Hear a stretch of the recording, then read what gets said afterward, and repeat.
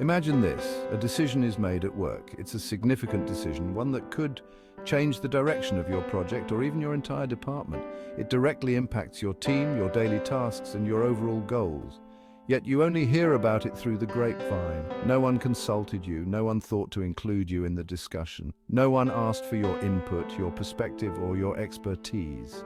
This scenario is all too familiar for many. It's a common experience in many workplaces. It's about more than just missing a meeting. It's about being left out of the loop.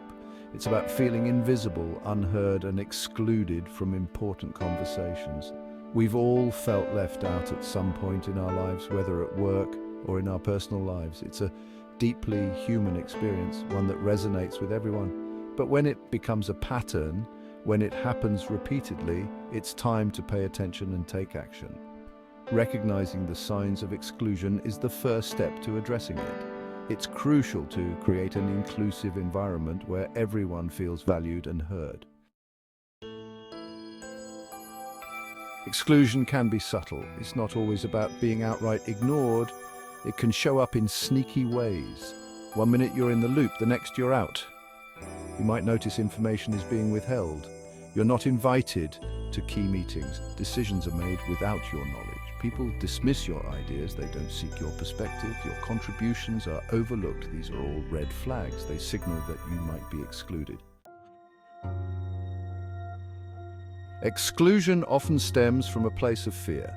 This fear can manifest in various ways, affecting how people interact and make decisions in a professional setting.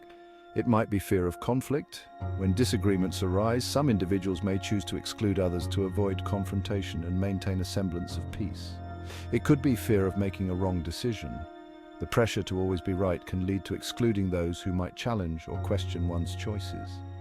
Sometimes it's about power dynamics. In hierarchical structures, those at the top may feel the need to assert their authority by excluding others from important conversations or decisions. People in positions of authority might feel threatened by the potential of their subordinates. This insecurity can lead to exclusion as a means of preserving their status. They may exclude others to maintain control. By keeping certain individuals out of the loop, they believe they can better manage the flow of information and decision-making. Personal biases also contribute to exclusion. These biases can be based on various factors such as race, gender, age, or even personality traits. We tend to gravitate towards those who are like us. This natural inclination can create in-groups and out-groups within the workplace. This can lead to unconscious exclusion of those who are different. Without realizing it, we may leave out those who don't fit our mold. Office politics play a role too. The quest for power and influence can result in exclusionary tactics. Cliques and alliances can form, leaving some on the outside. These social dynamics can create an environment where exclusion becomes a tool for maintaining power and control. Section 4. Finding your voice. Speaking up against exclusion. Addressing exclusion requires courage. It means finding your voice. It's about advocating for yourself. The first step is acknowledging your feelings. You have a right to feel hurt, angry, or frustrated. Once you've acknowledged your feelings, you can communicate them. Choose a time and place where you can speak privately with the person or people involved. Be direct but respectful. Explain how their actions made you feel. Section 5. Building bridges. Fostering inclusivity in your circles. Inclusivity is not just a buzzword, it's a vital component of a thriving, dynamic workplace. Start by fostering open communication. This means creating an environment where everyone feels comfortable expressing their thoughts and ideas without fear of judgment. Encourage everyone to share their thoughts and ideas.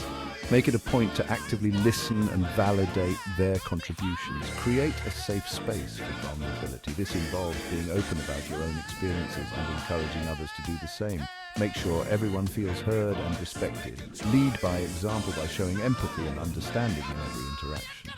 Actively seek out diverse perspectives.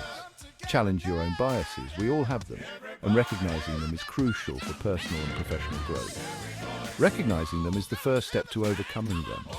This awareness can lead to more meaningful and inclusive interactions. Promote a culture of feedback. Encourage constructive criticism. Create opportunities for collaboration and continuous improvement.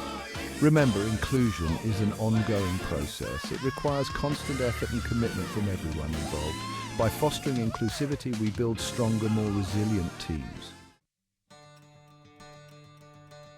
Section 6. Conclusion. Your presence matters.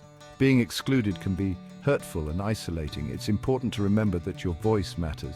Your perspective is valuable. You deserve to be included in decisions that affect you. Don't be afraid to speak up. Advocate for yourself. By recognizing the signs of exclusion, understanding its roots, and taking steps to address it, you can create a more inclusive environment for yourself and others. Remember, your presence matters. Your contributions are needed.